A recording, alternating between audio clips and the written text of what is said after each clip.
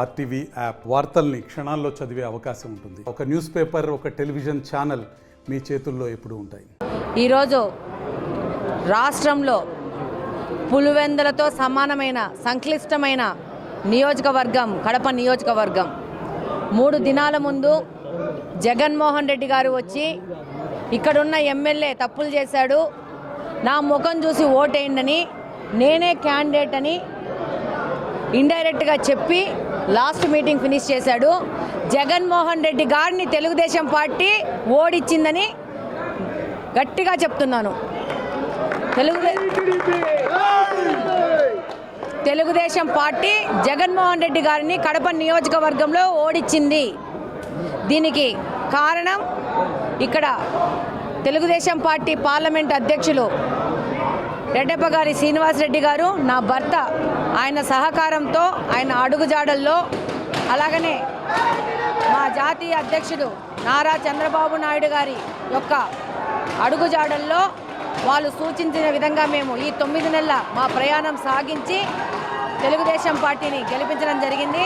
అలాగనే మా ప్రత్యర్థులు ఇక్కడ ఎక్స్ ఎమ్మెల్యే ఎవరు, వీళ్ళు ఎక్కడి నుంచి వచ్చారు, వీళ్ళు వార్డు మెంబర్లు అయినారా, కార్పొరేషన్లో మెంబర్లు అయినారా, కార్పొరేటర్స్ అయినా అనుకున్న వాళ్ళకందరికీ బుద్ధి వచ్చే విధంగా ఫలితాలను చూపించాము.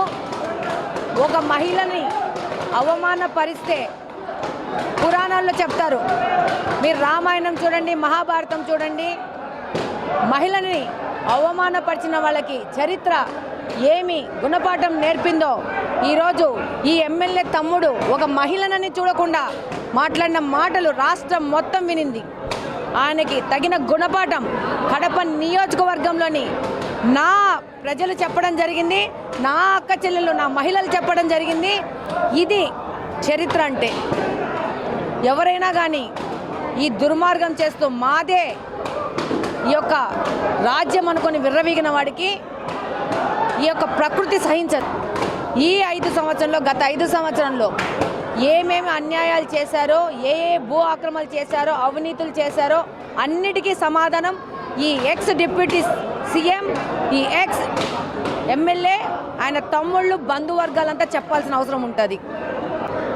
నేను ఇన్ఛార్జ్ బాధ్యత తీసుకున్నప్పటి నుంచి నేను ఒకటే చెప్తాను, అది అభివృద్ధి కాదు, అవినీతి అని చెప్పేసి 2300 కోట్లు 500 కోట్లు లెక్క తేల్చాల్సిన అవసరం ఉంది ఇప్పుడు అవినీతి మీద.